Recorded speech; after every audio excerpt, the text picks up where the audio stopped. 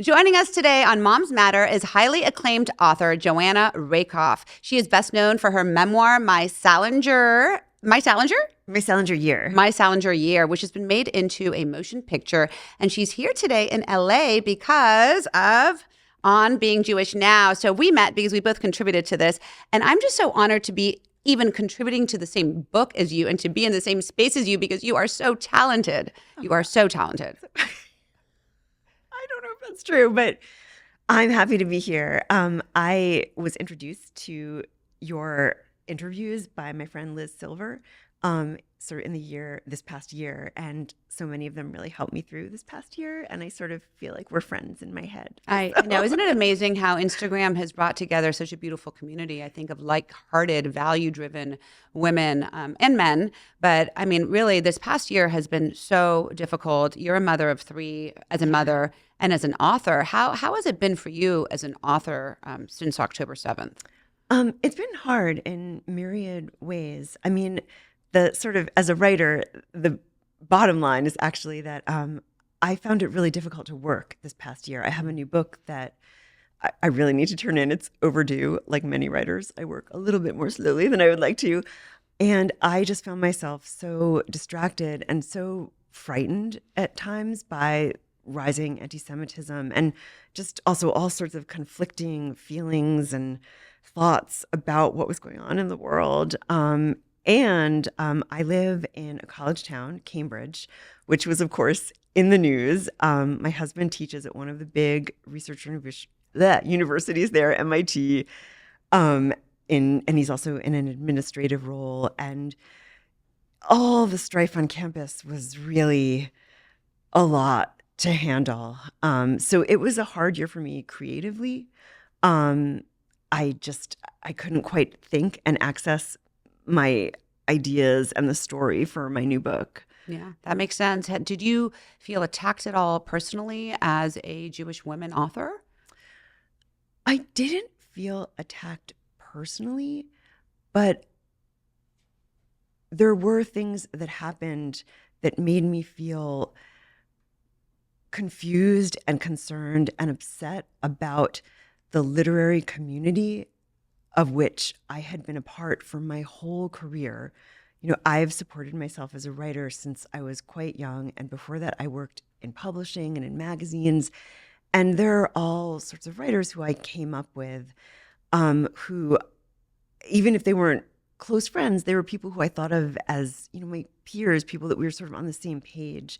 And I felt that I was being judged and sort of cast out of this community, not even based on anything that I'd said.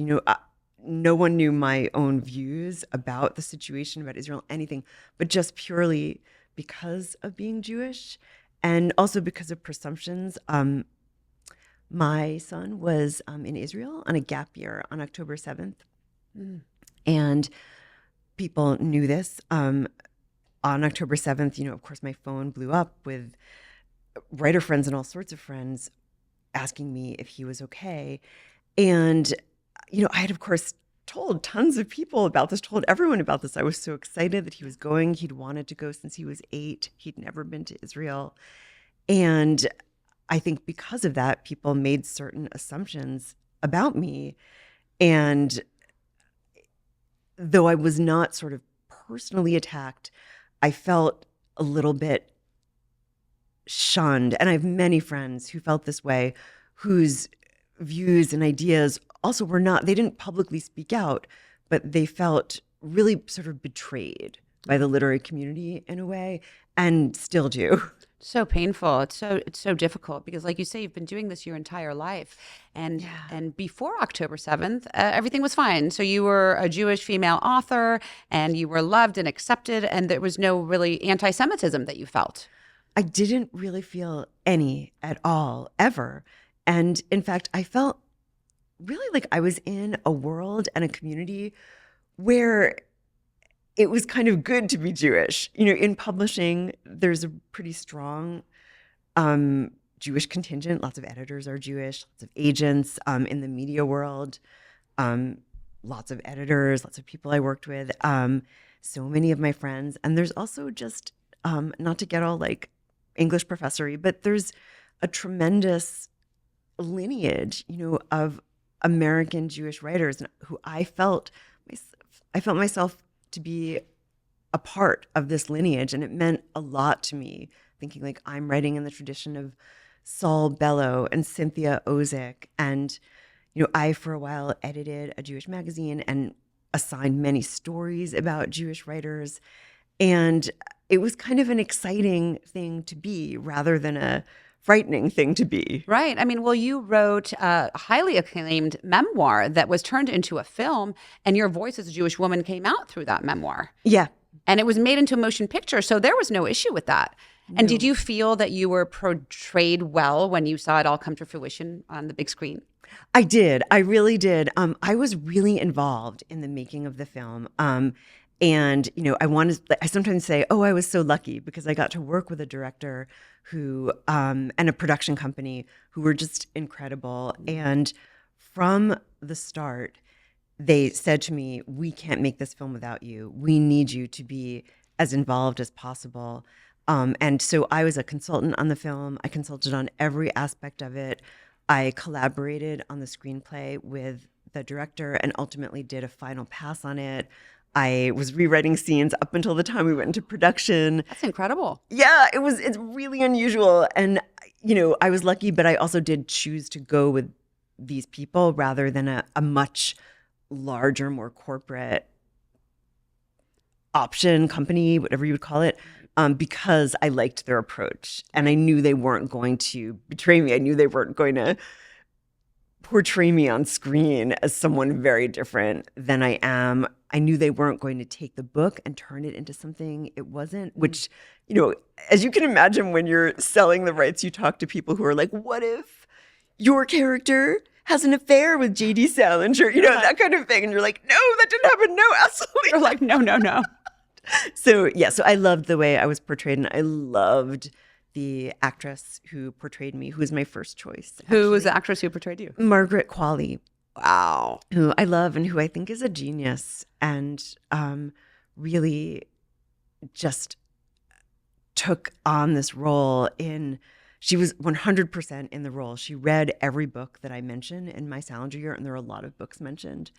And she just, she watched videos of me, just look at my very specific hand gestures and laugh. So where can we see the film now? Because it was in 2021, right? When it was released. Yeah, it was in theaters in 2021. It's streaming now basically anywhere that you would want to rent a movie. It's not on Netflix or Hulu right now. Okay. Though it will be, but it's on Amazon, Apple, a bunch of other platforms. That is so Paramount. exciting. Congratulations. Yes. Thank you. And you're working on a book now, you said. Well, obviously, I think this past year has been hard for everyone to really be productive. Yeah. And when are you hoping that this book will come out so we can all look for it? I'm hoping that I can get it done in time to be out spring. I know this sounds far away, but in publishing, it's not that far away. Spring 2026. So I'm in the final stages of writing it. I was here in LA partly to interview someone for the book. It's a memoir, but a memoir in which I go back and investigate a kind of hard, awful family secret, a secret that was mostly just kept from me. Wow. And here in LA, I was talking to a family friend who sort of gave me some really interesting information, and it was also good to see her. So nice. So hopefully I'll be done in the next month or so. And if I am, I think they can get it out in a year or so. Oh my God, so exciting. Joanna, tell me, for people who are thinking of writing a book, who feel stuck, moms are so busy and we have so many great ideas, but then we get stuck because we just have so much on our plate. Yes. What is your advice to moms out there who want to get a book published? Well, okay, I'm going to give you like a little list or listicle. Okay. I mean, my first piece of advice, and I'll just interrupt myself and say, yesterday I had coffee with one of my best friends, the writer Abby Resminsky, who your viewers might know her because she's a columnist for Cup of Joe. She's an incredible writer, and she teaches writing. And a lot of the women that she teaches writing to, she has a sort of private writing class, are mothers. And we were talking about how often when we teach, because I teach as well, not all the time, but the people in our workshops are so focused on getting published and getting an agent. And I think the number one thing is to actually stop thinking about that.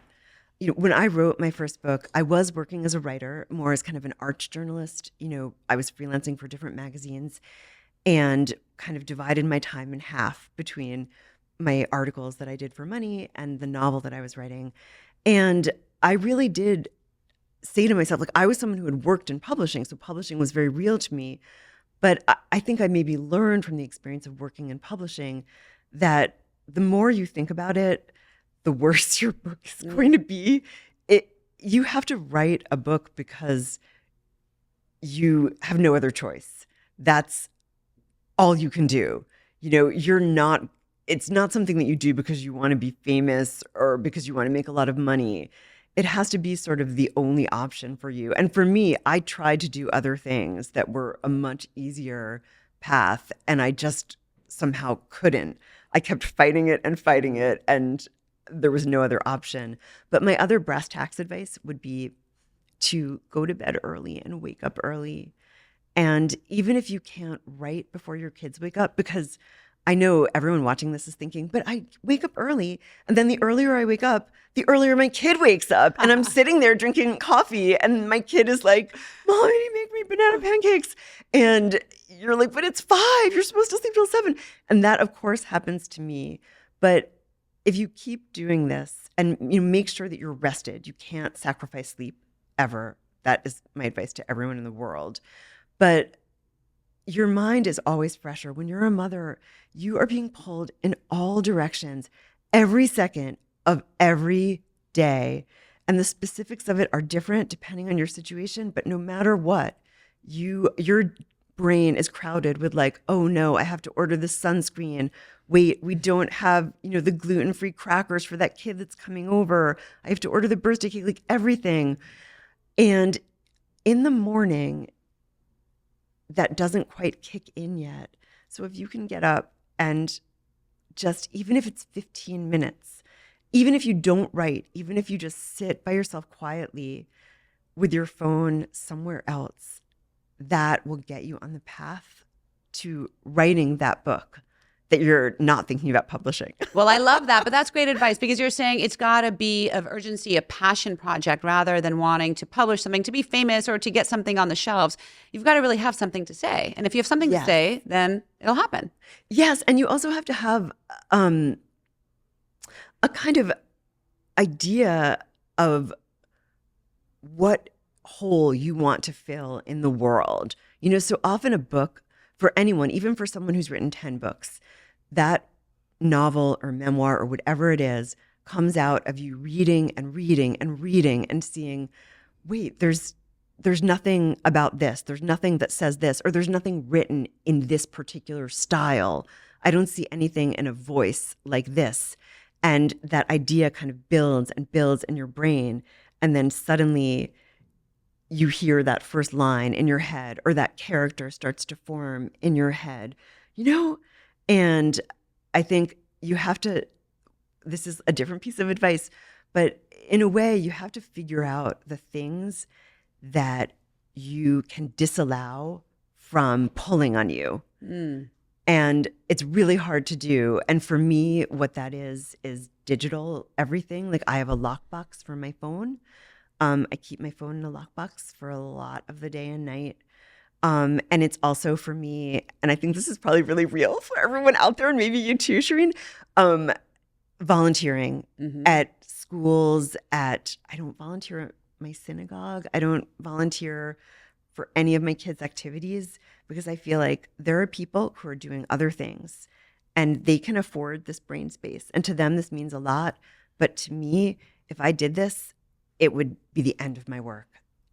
So I think it's a matter of like allowing yourself that brain space so that if you have an inkling that you want to write, but you're even like, I don't know, I think there's a novel inside here. You have to sort of open up that little space inside, Yeah, I Does that get make it. I love sense? that. It's great advice. It's such great advice. And you need to be away from your phone because that just clamors everything. I love that you do that. That is great advice. I wish I could do that more often. I Gosh. know you could if you wanted to. I know, right? We can all do it if we just set the time and make intentions for what we want to do and set it forward. And Joanna, I just want to leave with your essay on being Jewish now. Yeah. Tell us why everyone out there should pick up this book and read it today. So this book, and I feel like I need to say, this book is apolitical. So no matter what your feelings are about the Gaza-Israel war, this book is urgent and needs to be read now. And I also want to say that I personally know people who are not Jewish, who have no sort of skin in this game, who read it and absolutely loved it. And because it provides 75 different perspectives on what it means to be Jewish in the United States right now over this past year. Many of the essays look back on previous times or just are kind of examining in general what it's meant to this particular person to be Jewish. But right now, I mean, there's no getting around saying this. We are seeing a really terrifying surge of anti-Semitism. And if people think that this is just about Jews, it's not. That's anti-Semitism is the beginning. Right. And it only spread. I'm actually like about to cry. It only spreads. And, if you think this has nothing to do with me because I'm not Jewish, you're wrong. And I think everyone needs to read this book just to kind of understand what this year has been like, to sort of feel like your country has turned on you and your world has turned on you, and also to understand what it was like beforehand, and what it's like to sort of be this kind of person going about your life thinking that you're safe and happy and that you can do anything, and then realize, wait, this could turn in an instant. And it could happen to anyone. You're absolutely anyone. Right. It starts with the Jews, doesn't end with the Jews. Yeah. Well, thank you. Thank you so much, Joanna, for coming in today, for being such a Jewish, proud woman, and for sharing your voice and not shying away from who you are. I think that's such an inspiration to so many women around the world. And good luck on your third book, your memoir. We can't wait to see it. And everyone who doesn't follow Joanna, follow her, watch her movie, read her books, and we'll see you all next time right here on Moms Matter.